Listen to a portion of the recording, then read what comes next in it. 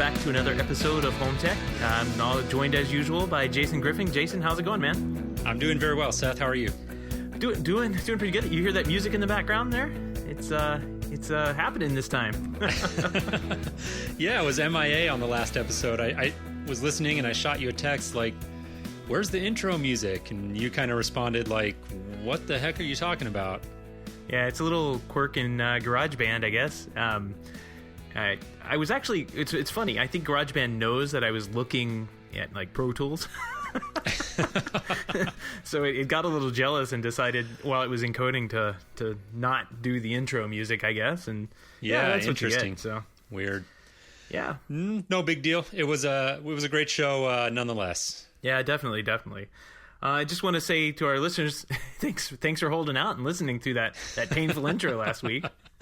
Yeah, no doubt. We do appreciate everybody tuning in. We're excited to be here doing another show tonight. We have a really exciting interview to share with our audience here. We had Raphael from NEEO come on the show, and we've been looking forward to this conversation for a few weeks now. For anyone listening who may not know, NEEO has come out with this really pretty cool handheld remote that kind of ties into the whole smart home, but it's basically designed primarily to like control your living room, control your media room, and this is not something that we've seen a lot of in the smart home market right now, and a really exciting product. And clearly, these guys have touched on something. They started a Kickstarter campaign trying to raise $50,000, and they ended up with a modest sum of like $1.5 million. No big deal. So pretty impressive Kickstarter run there. And these guys are I'm sure really excited to get this thing moving forward. So we really enjoyed having Raphael on and chatting with him about it. Yep. And we'll bring that in later, but first as usual, we'll dive into some of the weekly news. And I got a little bit of follow up.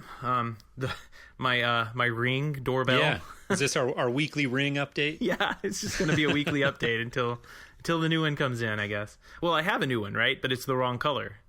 Oh no! So they said I sent them an email just because I'm lazy and I didn't feel like calling, and they sent an email say, "Oh, we're sorry, we're going to send you a new one."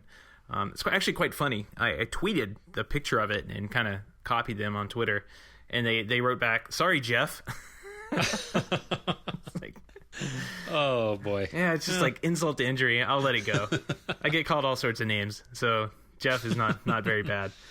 But yeah, so they're shipping another one. It should be here Saturday, which is great because the office isn't open Saturday and no one's here. So I'm sure the U.S. Postal Service will be kind and try to deliver on Monday. Yeah, well, you'll get there eventually, Seth. I have no doubt. One of these days. It looks like a really cool product, I swear. It was working great. And then, these are the painful parts that no one really wants to talk about, but we'll talk about them because we're Home Tech. Yeah. Speaking of painful parts, I actually have had some issues with my Ecobee thermostat here recently, and I have to right out of the gate say it is not an Ecobee issue. They've been incredibly supportive. I have nothing but good things to say about their support. All the guys that I've worked with on the phone have been super intelligent and really helpful. And they even sent me a new unit, even though all the testing that we were doing pretty clearly pointed to something just kind of goofy about either the wiring or maybe the furnace here. I live in an apartment building, so I don't have access to the actual furnace. So they were very supportive, sent me a new unit, but still have the same result. And basically what we discovered, I live in Los Angeles, right? It doesn't get very cold very often here. So really we don't use the heat, but we had a cold spell recently, and we went to turn on the heat and we found out that it was just the fan was running, but it wasn't blowing hot air. It wasn't blowing cold air, but the furnace wasn't engaged. And so we did a bunch of testing and really just not sure what's going on. It's very strange because, the thermostat that came with my apartment is just a very basic 5-wire Honeywell thermostat. And when you put that on the wall, the heat works fine. But there's just something weird about, I don't know if it's the wiring or what it is, but we just can't seem to get it figured out. So right now I've got the Ecobee kind of boxed up, unfortunately, for the moment, and trying to figure out what the next step is and trying to get that thing working. Yeah, that's always tough with thermostats. Sometimes there's goofy compatibility issues, and it's probably one of those wires, right? It's probably something just not hooked up right. And yeah, it's very strange. I mean, I was doing the full thing, you know, I got the voltmeter out and doing all the readings and everything, and there's just some subtle differences about what the voltage is doing or something in the system that I guess is just not playing nice with the Ecobee. But I've tried it with 2 different Ecobee thermostats, had the same result, and I don't know. I'd be curious if anybody listening by any chance had a similar experience. Definitely reach out and let us know. I would be curious to hear. You can hit us on Twitter at HomeTech Podcast, or we've got a feedback page on the website, HomeTech.fm/feedback. Yep, that'd be great.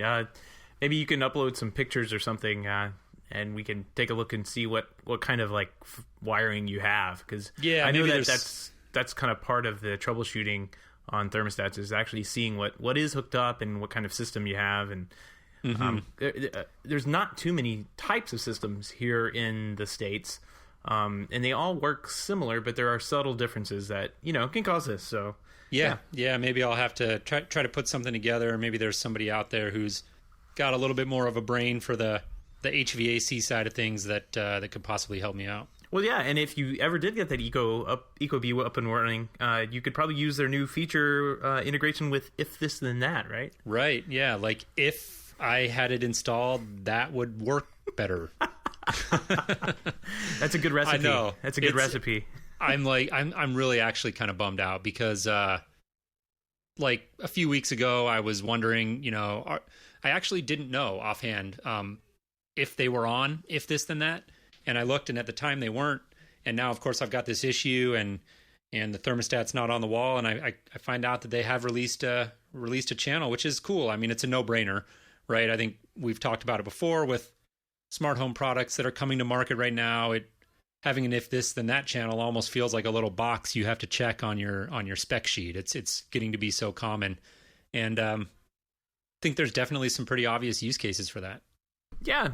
I mean, it's I don't know. It's one of those weird services that exists. I don't know how it's going to continue making money, but we'll see what happens. With that long term. I think it's pretty clearly seems like to me something that they're just wanting to get acquired for gobs and gobs of money, and I don't know if they ever will. I don't have a crystal ball, but I mean, they're not like they don't appear to be monetizing in any other way, at least that I can see. So I don't know what else the motivation would be, unless they're maybe they're just doing it out of the goodness of their heart. Who knows? Yeah, I'm sure. Yeah, I'm sure. Really.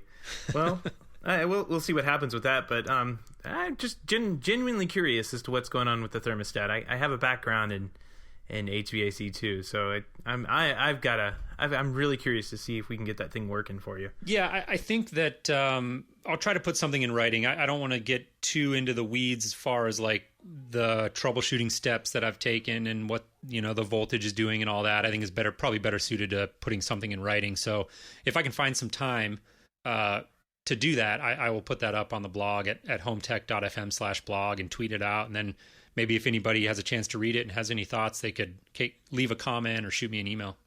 Cool, man. Cool. So did you see these rumors floating around about Nest? I did. Yeah. And I think that very interesting story. Looks like Nest, at least from a job posting that was initially, I think, found and kind of put out by TechCrunch, where it looks like they're developing an audio platform. The speculation being that it's something, akin to Sonos. And we've talked about Sonos probably 1,000 times on the show. It's a product that we're both very familiar with. I think probably the vast majority of our listeners are very familiar with.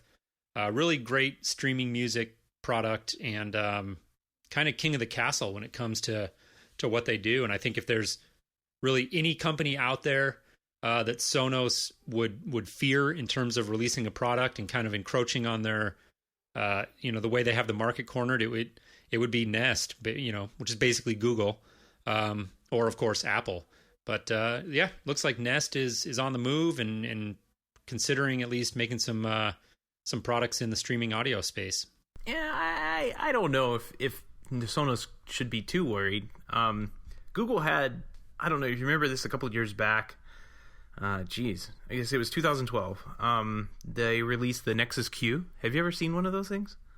I actually saw you had posted some links up on it in our show notes, and I have to be honest, I was not familiar with that piece at all. Yeah, no one even realized like it's out, it had come out or anything. And at the time I thought, man, this is going to kill Sonos off. It runs on Android. It, does all this really cool stuff. You can stream music right to it. And I think the crowd that they were trying to sell it to thought the price tag of $299 was too high, and no one ever bought any. Which, maybe Nest can kind of go a little bit higher because they could feature themselves as a premium product, but right. It's just when Nest announced that, I'm like, oh, well, Nest is Google now. So what about the Nexus Q? Maybe they could just rebrand that. Yeah. Well, who knows? I mean, I'm sure there's probably some people still around that worked on that product and probably learned some valuable lessons and maybe involved in whatever initiative they have moving forward. The job posting that they put out said they're looking for quote, a highly technical head of audio to lead the development of Nest audio across hardware and software, present and future. Then they're also hiring an acoustics design engineer. It looks like they're planning to build out an anechoic chamber. So I guess that could be for testing whatever products that they may be working on. I don't know. Interesting. Certainly something I'll be keeping a close eye on. Yeah, I think everybody in this space will be. I mean, as we talked a little bit last week, Nest is kind of one of those. Well, is that company that kind of kicked things off last year when they were acquired by Google for what, $3 billion? So more than $3 billion. Mm-hmm. So yeah, I mean, we're definitely watching them and keeping an eye on them. Yeah, it'll be interesting to see kind of how the product compares, assuming they do actually come out with a product, which I think is a fairly safe assumption. Like you said, I don't know that the guys at Sonos are necessarily losing sleep over it, at least not yet. But it would just be curious to see like what kind of features or angles that Nest could potentially take with a product to sort of edge out Sonos, like maybe a little bit more of an open development platform for people to kind of come up with their own apps or something. I know it seems like Sonos is kind of moving in that direction, but we still I don't think really have like a clear idea of whether or not Sonos is just going to open up the floodgates and let people fully integrate, and be curious to see if Nest ever does come out with a product, what their approach to that is going to be. Yeah, I mean, I was about to say, oh yeah, they'll probably have a fully blown API on day one, but the Nest thermostat took like, what was it, a year or two before they even dropped their API, right. And it was even late. Like, well, I think the Google acquisition kind of fell right around the time that they were planning on releasing it, and maybe they bit off a little more than they could chew. Right. Yeah. Mm-hmm. So it took them a little, as development goes, it took them a little bit longer than they thought, I think, originally to do it. But still, they weren't right out of the gate with an API, so it would kind of suck if they came out with a really cool audio product and there was no way to integrate it into other systems, because I think they want everybody. I kind of get this feeling that Nest is one of those companies that wants everybody to kind of be in their ecosystem, right? Like they want to use their ecosystem, and they're going to have the hub. They're going to be the king of that domain. Oh yeah, and yeah. I just get that feeling from them. I'm not sure if that's true or not, but I just get that feeling. No, I think it's pretty clear. If for nothing else, the amount of money that Google spent to acquire Nest, I think it's pretty clear that they've kind of decided that their push into the home, into the smart home, is going to be under the Nest brand.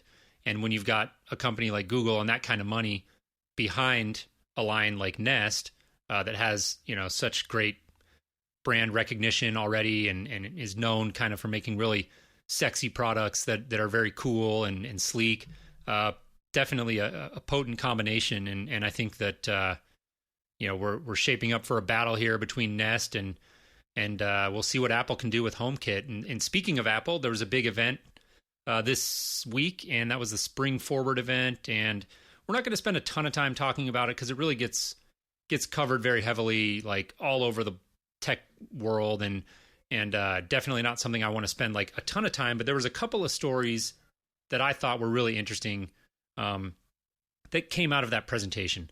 Obviously, the Apple Watch is huge. The first one I want to touch on is more related to the Apple TV, and this is the release of HBO Now. And for people who may not know, this is a pretty big deal. It's a service basically that's exclusive to Apple. My understanding is that Apple only has the exclusive rights to this service for the first 3 months, after which time it'll become available presumably on devices like Roku and PS4 and Xbox and that sort of thing. In any event, it's an Apple exclusive right now, and it basically allows you to pay, I think it was $14.99 a month, so $15 a month, and you get access to, as I understand it, HBO's basically entire library.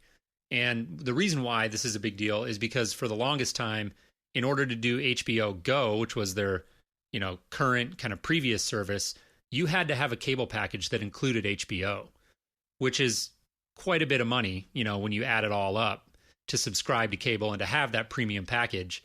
And the fact now that HBO is opening this up to people who strictly want to stream it and don't want to go pay for an expensive cable package, I think really speaks to the future of where TV is going and how people are consuming content.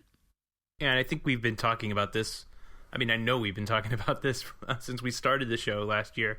But, this is kind of like the, to me, it feels like the tip of the iceberg. Like, HBO is going to do this. And this, I mean, I don't think there's going to be any difference between this and HBO Go and HBO Now. Like, it's the same thing, just HBO Now is kind of the standalone thing, and HBO Go requires you to have, like, a cable subscription. Yeah.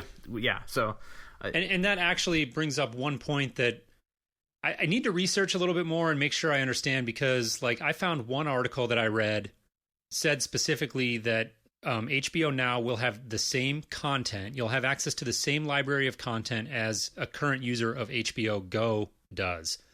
Interestingly, though, I found another article that used the word similar.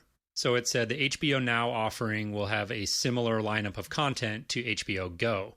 Yeah, and that kind of piqued my interest, because it makes me wonder if there is going to be a divide where maybe they're going to limit the amount of content that you have access to with HBO Now. I don't know. No, I'm nearly 100% sure it's going to be the same exact thing.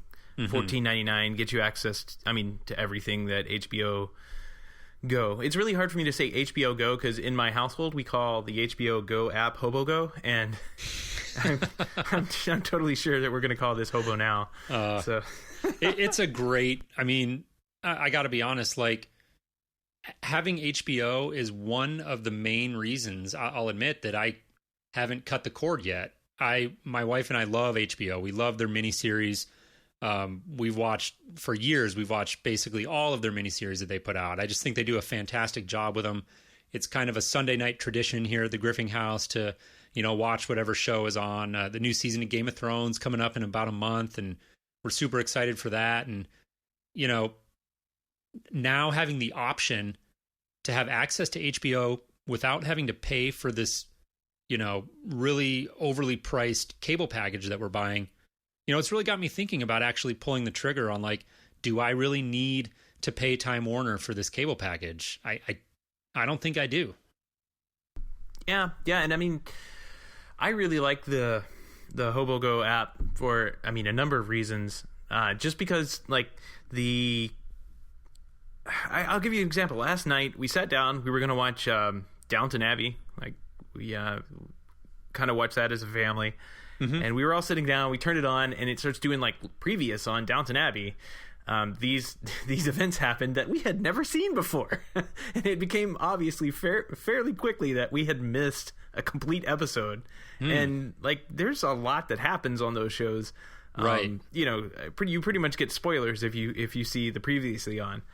So we stopped it pretty quickly and figured out that the DVR that our great cable company provides didn't record this particular episode. Yeah. So we went, like, we can go watch it online, but you have to fire up a computer and then AirPlay it over to the Apple TV, and it just, it was like, all right, we'll just watch something else, and Now, it's probably going to be a couple more days before we kind of put everything back together and can sit down all at the same time and watch that again. But it would be great if we just pick the show exactly when you want to watch it and just watch it. Who cares about recording it and then time shifting with the DVR anymore? Just go to the HBO Now channel, select the show you want to watch, and hit play, and you're watching it. Yeah, and I just hope that this continues and that we see more and more networks kind of come to the table with these little packages. I think $15 a month is definitely a premium price. Yeah. For something like this, and I think that just speaks to I think HBO's position in the market, and I think people will be willing to pay that.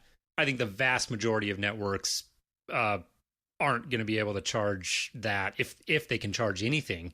But again, I just think it speaks to the future of the way people are going to consume content, and I do think we're just going to continue to see more and more of this. And so I thought it was super exciting. A big win for the cord cutters out there. Yeah, and also the Apple TV dropped to $69, $69, as I've been told bucks is kind of a American term. Yankee term. Yeah, I know. I say it quite like a bit. more conscious of it now, right? Yeah, I'm trying to be. Obviously, the other one we want to touch on before we get into the NEEO interview here is the Apple Watch. Again, not going to spend a lot of time talking about it. It's covered all over the place, but what we did think was interesting is that one of the apps that was demoed at the keynote was Alarm.com, which I think is pretty cool. Yeah, I was pretty surprised. I mean, from all of the mock-ups for Lutron, I was expecting almost to see a Lutron app or a Nest app or something that was a little more popular, I guess. But they dedicated quite a bit of time to Alarm.com and showing that you could open a garage door, and they had a camera set up. You could actually watch the video of the garage door opening on the watch. Mm-hmm. It's kind of crazy. Pretty cool. I think that really showing compelling use cases like that, and I think this is a fairly compelling use case personally for a wearable device like the Apple Watch, because security is just one of those important things to a lot of consumers who may not otherwise think about having a smart home.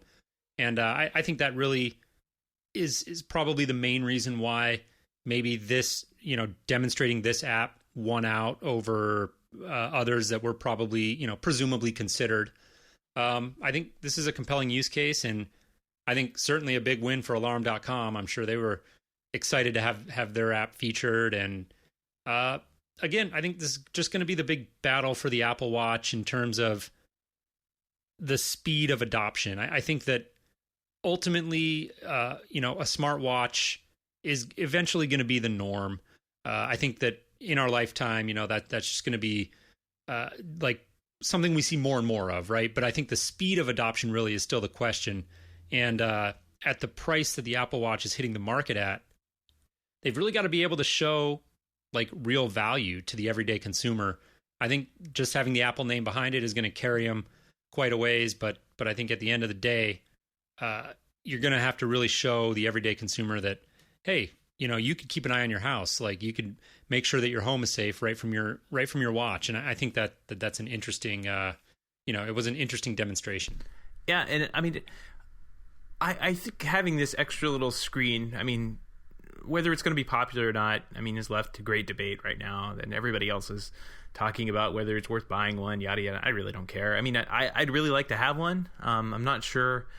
Maybe I should start a Kickstarter thing and, raise money to buy an Apple Watch edition.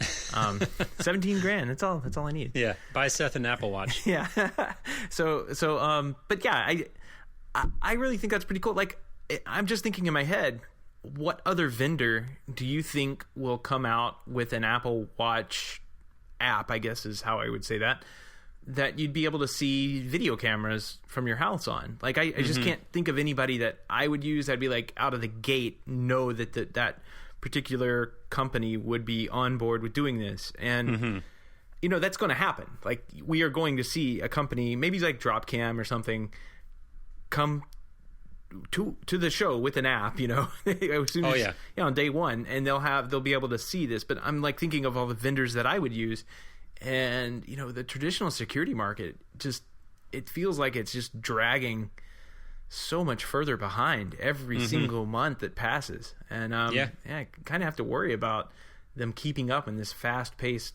market. I mean, I can't think of anybody that I use that would appear on the watch day one. No, I can't either. I mean, for that specific use case, I think obviously the traditional manufacturers in the smart home space like Crestron and Savant and Lutron, I think they've got to be at least looking at it. Yeah, I mean, I think they're looking at it. I don't know. We'll see. I mean, I can't imagine that a company like Savant doesn't have at least a few guys like dedicated to like, what are we going to do? What's our Apple Watch strategy? Especially Savant. I mean, they're so Apple centric. Crestron is a massive company. They've got to have people looking at it. I don't know how quickly we're going to see those products because the level of support and things that have to go into what a company like Crestron releases might be a little bit more than like a startup who can afford to maybe take a few more risks, right? But I do think that it's a no-brainer for anyone operating in the smart home to be looking at this. Yeah, I'm curious. It's April, so it's next month. I mean, this is gonna roll up fairly quickly, and we've got to start seeing some announcements. I just haven't seen anything. Have you? I mean, Alarm.com was the first one I've really seen. Lutron.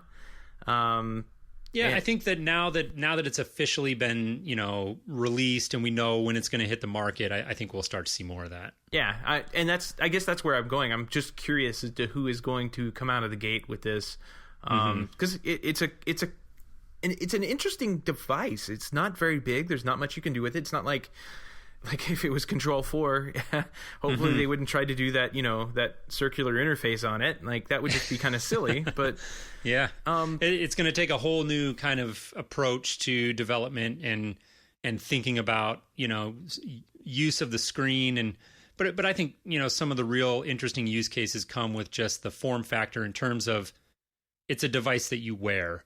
So it's more of the wearable aspect. And it may not necessarily always be about you interacting with the screen so much as that device acting as kind of a beacon, to use the word loosely, for kind of where you are in the house and being able to track your activity, and maybe micro location comes into play, and gesture-based home automation control, I think, could come into play. So there's a lot of different ways that developers... Or even voice-based, right? I mean, because it ties in with Siri. So, I mean, and we know that HomeKit has it's the only tie-in for developers to use tie-ins with Siri, which is Apple's voice communication thing.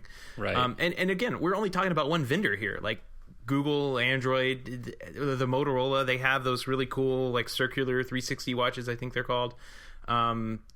They could do something too. And it's going to be an interesting year with all these little developments coming up. Most definitely. All right. Well, we went a little bit longer on the news than normal. We definitely had some interesting stories to talk about this week. For anybody tuning in specifically for the NEEO interview, we'll get into that now. Thank you for listening. And, we're definitely excited to share this conversation with you.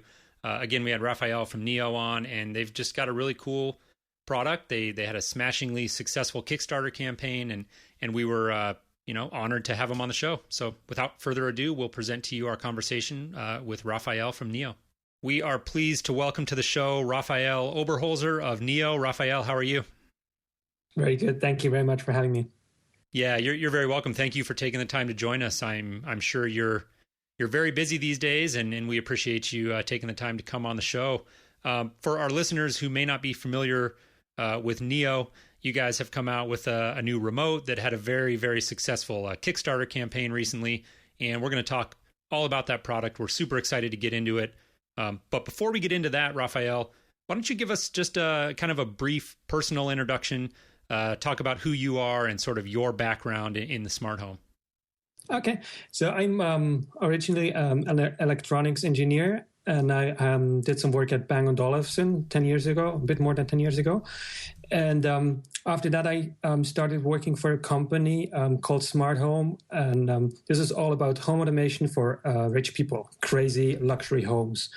And we learned a lot there during this time, and we figured out what we found should become a mainstream product. And that was really the start for NEEO. It was some things were frustration. That we thought, hey, the products that we can get are not good enough. And some things we found should not be exclusive for the rich people. It should be available to everyone. So we just started to create a consumer product out of all what we learned at Smart Home. Very cool. So you may or may not be aware of this, but actually Seth and I both work in the professionally installed home automation space. So we're very familiar with the market that you're talking about in terms of kind of putting this technology into very nice homes. And Seth and I live and breathe that stuff. And actually a lot of our listeners do too. So I think that's really interesting that you come from that background. And I think definitely something that our listeners are going to relate very well to. So let's talk about NEEO just first as a company. You guys kind of had this idea when you were working in the smart home and you wanted to kind of bring this product to market that would bridge the gap. And maybe you can talk about how you initially sort of formed the company behind NEEO and maybe if you have some partners involved. Can you tell us a little about that?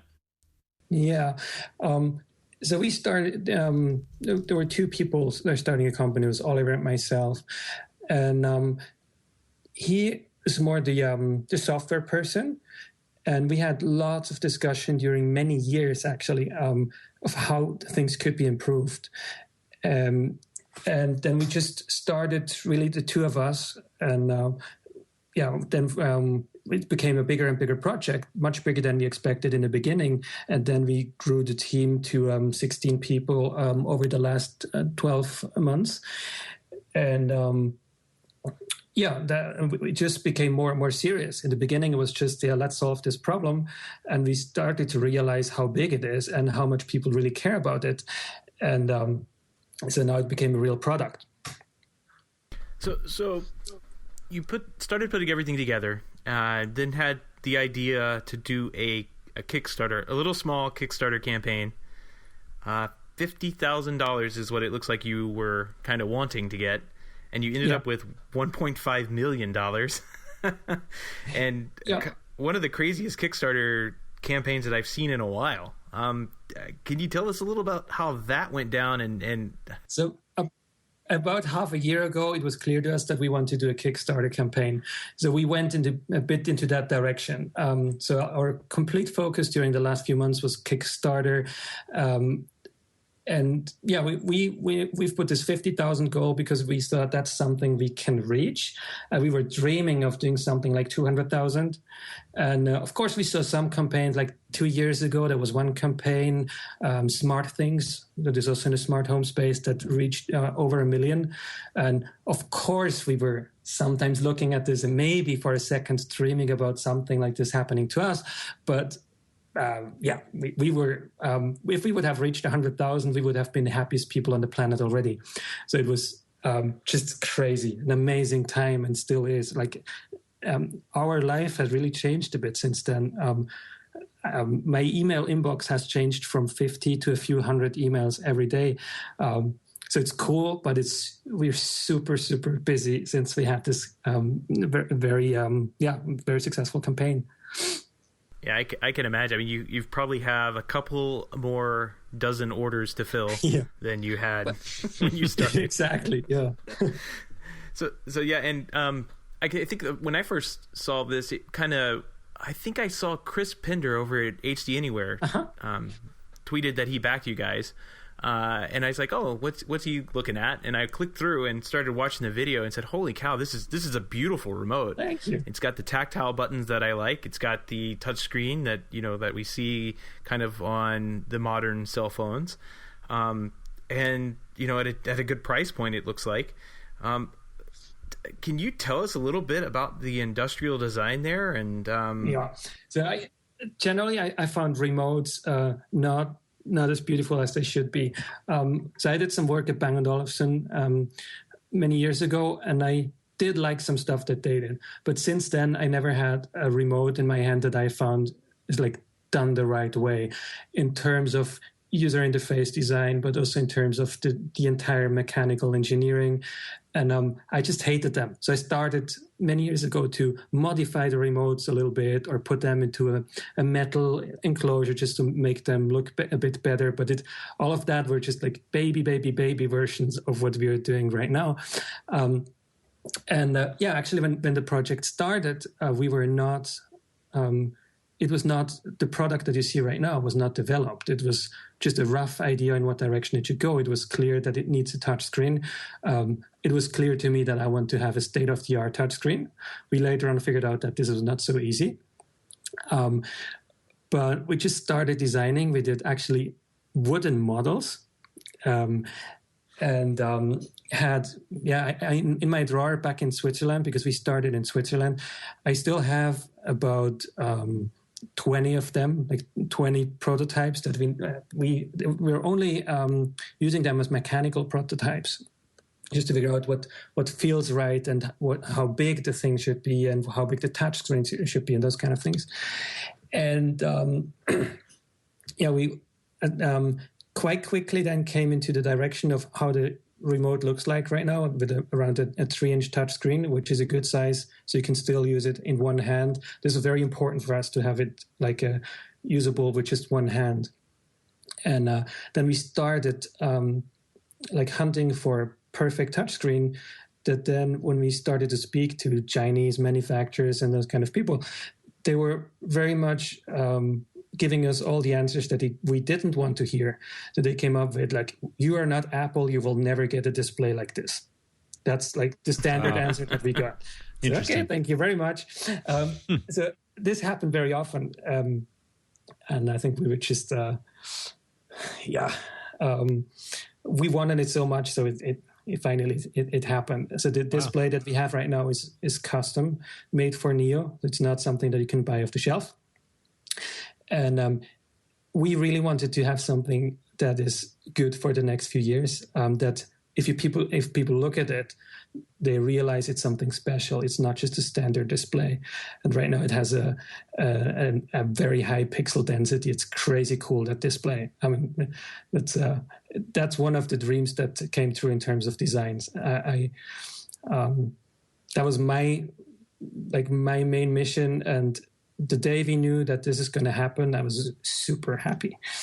That's really cool. I think that's an interesting aspect to the story. You know, not one that a lot of people really think about, but just all of the work that goes into finding, the manufacturers that are going to put all of those parts together and kind of turn this vision that you have in your head into an actual, real, functioning product. And I think that must have been a very rewarding experience when you guys finally figured that out. And I think that really the design looks great. I think that from the videos I've seen, the size of the remote looks like it's really nice. Probably has a really nice feel in your hand.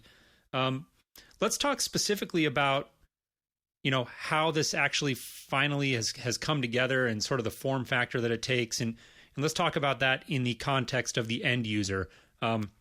If I'm somebody who's backed your Kickstarter campaign and we project forward however many months it is when you're shipping, and I receive the unit and I go to unbox it, what's included in the box, and what does that initial installation process look like? Okay, so it's a beautiful box, by the way. When you open it, and you get the brain and the remote. And the idea is that you can get started very quickly.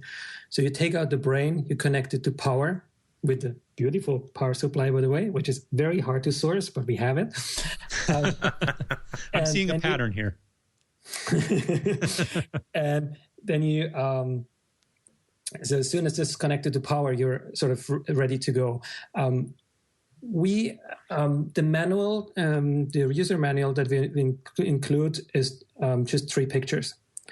Step 1, 2, 3. Step 3, once the thing is out of the box and connected to power, is download the NEEO app, because this is the easiest way to set up NEEO with all of your gear. And then, you get to a very simple setup that is. My mother is one of the test persons. She's absolutely not technical. So it's really a question of answering a few questions. It's, I would say, as difficult as booking a flight online. And once this is done, your entire home is set up, and then you're ready to go. So it was really important for us that you don't need to do any installation, that it's all wireless protocols that we support. You don't need to wire anything. So you really just take it out of the box, connect it to power, and ready to go.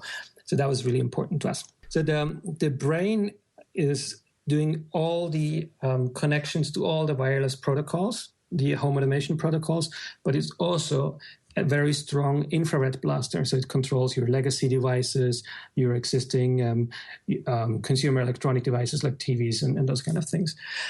And so typically what you would do is you take it out of box and you put it somewhere in your living room where your TV is.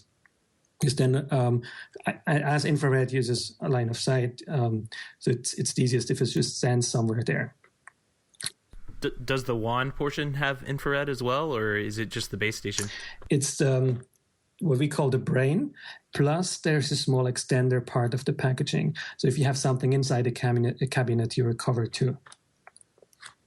Very cool. Yeah, I suspect you've attempted to cover most all of bases with your background. You kind of know the questions that I'm going to ask. so I mean that's really cool. That's kind of my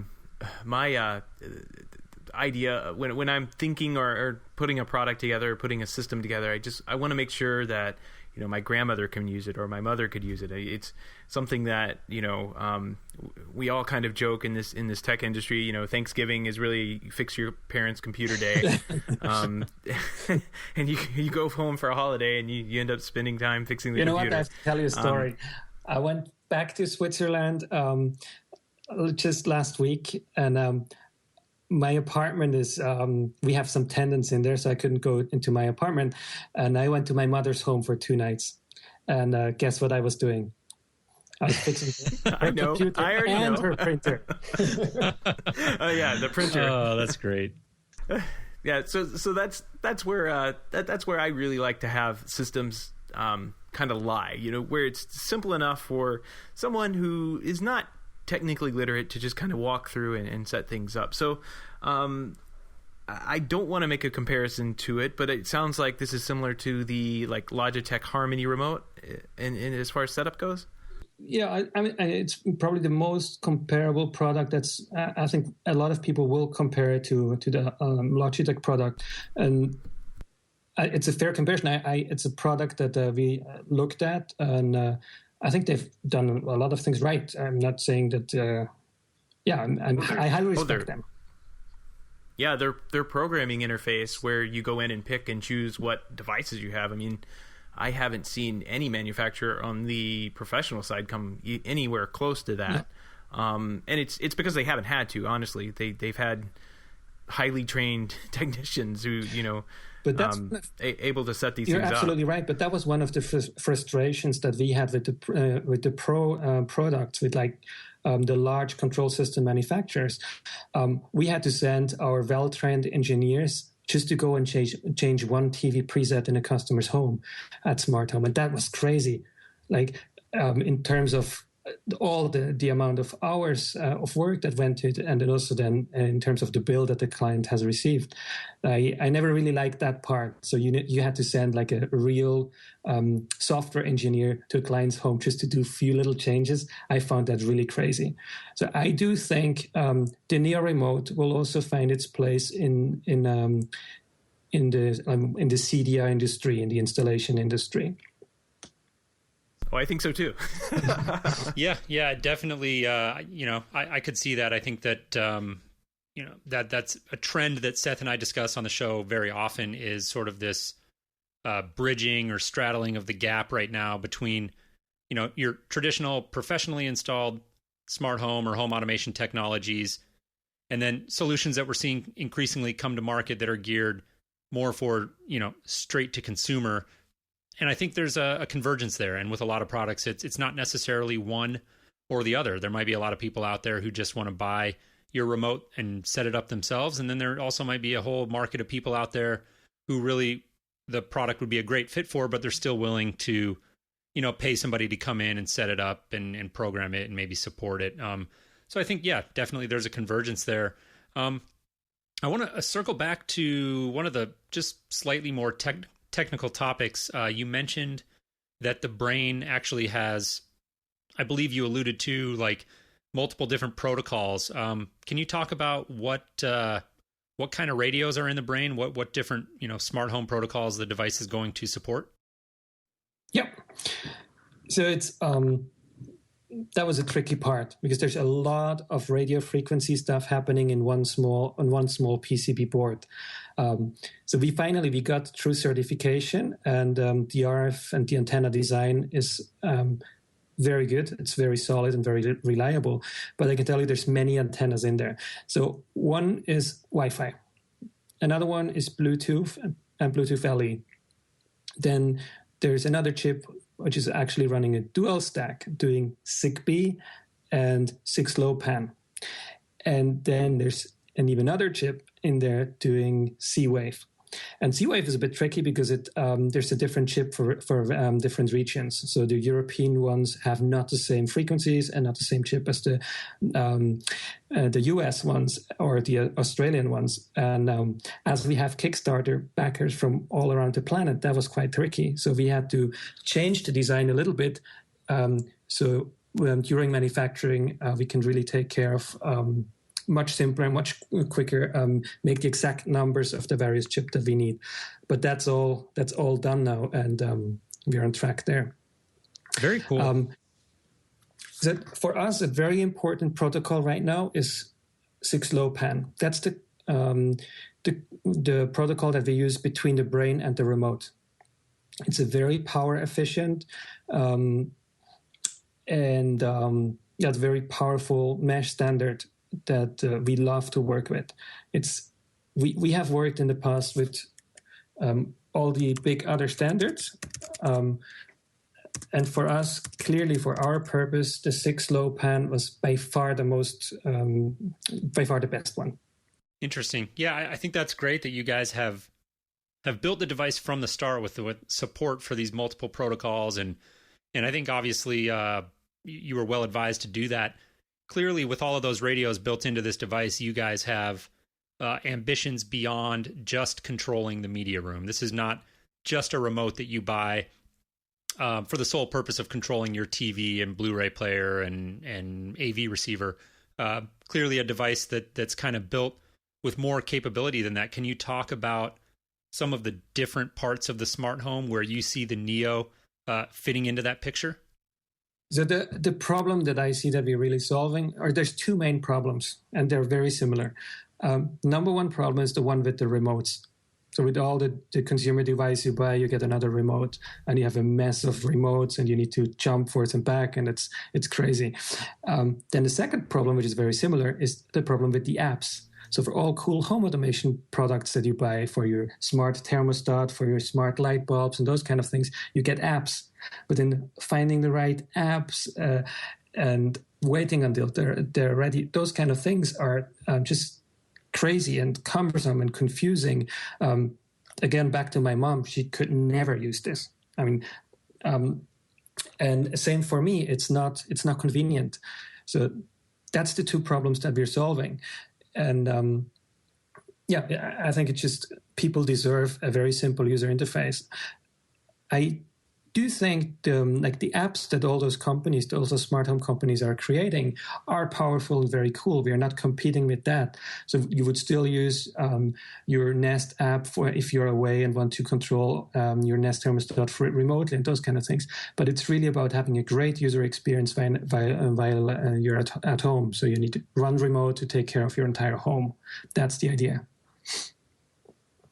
Cool. Very cool. So, kind of jump back to one of the things you were talking about a minute ago, the companion app that you use to set up the remote and tell the device database what devices you have. That is going to be available on iOS and Android? Yeah, exactly. So okay. Both are ready. Does it do anything else besides setup, or is it just strictly for setting up and programming the system? It gives you, it's like a copy of the full user interface that you get on the remote. So you can use it for full control over your home. The only thing that it doesn't have, of course, is the hand recognition that you would find in a remote. And then on the remote, you have some hard buttons for volume, and those kind of things that you would not, that you don't find on your smartphone. The interface looks very similar, and it's a very good companion thing. So if you're on, let's say, on your couch, your remote is not there, you can use it actually to control your devices, and you can use it to find your remote. So you can just quickly press the SOS button, and your remote starts beeping, and you'll quickly find it. Okay, so talk a little bit about that hand feature there. What is that? That's already a very powerful feature, but it will grow. Right now, there's 4 people full-time working on it, actually more than full-time, almost day and night. Right, I'm sure. This feature will allow you to, as soon as you pick up the remote, it knows who you are and then display you your favorites. So in a very simple case, this would mean you pick it up and you immediately have your TV favorites, and you will not see all the stations that you don't care about. One of the reasons why we did that is we found a lot of households having very messy situations with media libraries and it's like the iTunes accounts and Spotify accounts, and a big mix of maybe the wife had some music and then the husband had some music, and they're struggling using that. So we said there must be an easier solution for this, and that's one of the reasons why we've created this hand recognition. So it's a sensor in the back of the device that recognizes the palm of your hand. So as soon as you pick it up, it takes less than a second. The remote knows who you are. And that's quite cool. I mean, I have one prototype at home in my Swiss apartment right now, and it's kind of magical. It's crazy. You take it and boom, it shows you it says hello, so it's very friendly. It says hello, Raphael, and then it's just ready with your music and your favorites. That is really cool. Can you tell us how that sensor works, at least from a high level, or is this kind of the secret sauce and maybe not something you want to elaborate too much on? So I can give you some information. So you would have to read the patent application to get all the details, and that's like 26 pages of complicated sensor talking. But it's the most important sensor is the one that actually really looks at your at the palm of your hand and sees who you are, because it sees the patterns of your hand. Okay. But before that, there's some other sensors like acceleration sensor that see the motion of the device, but then there's also capacitive sensors in the frame of the device that see if it's actually hand touching it or if it's just lying on a sofa. So there's a few things that we need to check to make sure the recognition is done at the right time. The idea is really that you can compare to other biometrical sensors where you have to put your finger in a very specific position and wait for a little while. We wanted it to be very natural. So you just pick the remote the way you usually do, and it just should happen without any special additional tricks. Very cool. So I'm sure a lot going on kind of behind the scenes there, but at its core, it is basically, to use the term loosely, it's kind of looking at your hand and sort of recognizing the patterns in your palm. Am I understanding that correctly? Got it. Absolutely. Very cool. I think that, God, that just seems like such a cool feature. I think that a lot of my clients I know would really love that, if you could kind of set up the remote to maybe look and behave a certain way if the lady of the house, the woman of the house picks it up versus the man of the house, and it might do different things based on that.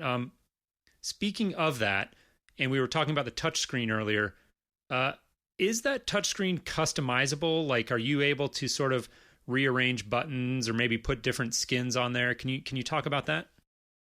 Yeah. So there's some customization, but quality is very, very important to us. And there's certain things that we define that we think should not be changed. But that being said, we will add more and more customization. We did some surveys just right now after Kickstarter, and the number one idea that people were voting for was adding more customization options, like adding your own icons or adding custom backgrounds and those kind of things. and we will work towards that direction, so you could do some more customization. Another thing that's important to know is we have an API, and every manufacturer or user can create his own things on NEEO, on the NEEO platform. And there you have a lot of customization options, of course. So that API is open for.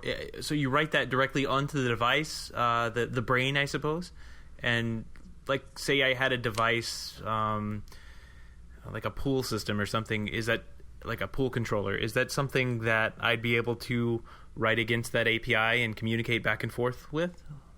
Maybe in the future sometime? Yes. So we already have other manufacturers right now writing their own driver for NEEO. Right now, the API is not public, but it will be public and available to everyone. Very cool. Very cool. I'm kind of curious. I don't know if you can speak to this yet since it's not public, but what kind of API are we looking at? What type of language to write in and that kind of thing? I just may know somebody who wants to get ready. On the API technical details that you would have to get, not from me, because I'm not too deep. I mean, it's the REST API. It's properly built the way it should be done. But I really not. I don't see that deep into it, to be very honest. That would be some of our software guys. I see some crazy things happening already with the API. So right now we are working with some manufacturers already. They're using the API. And it's crazy who contacts us and what crazy ideas that they have that could be accomplished with NEEO. There's really crazy people like car manufacturers and people that we would never have expected to contact us that are not right now part of future ideas. And so right now the API is not public, but it will be published to everyone quite soon. Very cool. Very cool. I'm very excited about that. And I'm looking forward to it because I'd like to get my hands on the remote and just see how that works. It's a beautiful piece of equipment, and to have an API, that's something that we all as integrators really like to know and have the ability to change and program things. That's kind of what we do, so it's in our blood. Yeah. And I'm one of them too. And I come from the installation market, and we will definitely not forget about those people because it's what we did for many years. And we still very often think as installers. Very good. Speaking of installers, I know one of the topics that Seth and I cover a lot on the show is the fact that we're seeing a ton of smart home products come to market. 2014 was obviously a huge year for that. But we're actually seeing very few products come to market to really cater to the AV side of things and control of the living room. So I want to circle back to that for just a second, because one of the biggest challenges I feel like to manufacturers looking to get into that particular space is kind of the database that you have to have behind your product in order to control all of these legacy cable boxes and Blu-rays and AV receivers and all of that. So can you talk about your device database and your plans maybe to continue developing and expanding that database? Sure. So this is actually the most complicated part. So most people, when we speak to them, they would expect that integrating the new two-way crazy equipment, that would be the majority of the work. But maintaining this database for legacy devices, that's what's really tricky, because there's no standards, no documentation. Even within one manufacturer, they do crazy things. And one day they use one command to control volume. The next day it's the HDMI 3 command. It's really a mess. But it's also a huge chance that we see. We have a team. When we started building the team a year ago, these were the first people that we hired, the people that maintain this database. People were looking at us and say, hey, you have zero money and you're not even a real company, but you're only working on a crazy database. But right now, I think it's one of the most powerful features, because we are really compatible with the products that the people already own today. So to get a smart home, they will not have to buy lots of new crazy sensors and things, but they can just take a NEEO that works well with the products that they already own, and it will already from the beginning be a great user experience. Yeah, definitely. I think that. I'm sorry. Go ahead, Raphael. So yeah, I just wanted to go a bit more into detail with infrared, because we as installers, we know how tricky it is, how important it is to have the right commands and not commands that toggle forth and back between the functions that you don't want. So it was really sort of how should I say? We were a bit, as we are a very young startup. We didn't mind going into Best Buy stores, into Media Market in Europe, and just go and test things. Sometimes we were kicked out of the store. Sometimes we had appointments, but lots of funny stories were happening. So it was a lot about testing, about having deals with repair shops. And right now, as we had got a lot of attention due to the Kickstarter campaign, there were actually a lot of manufacturers contacting us and sending us information, and it becomes more and more complete. Right now, it is compatible already with over 200,000 devices, and that's crazy. And there's 30,000 dedicated device drivers that are tested, and it's growing every day. Right now, how is it? Depending between 6 and 8 people that are working on this database.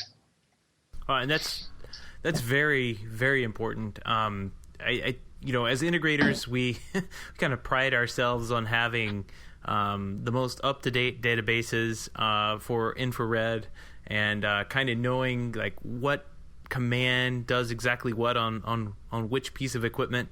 I know for years there was that mega database that was out there on maybe the RC forums.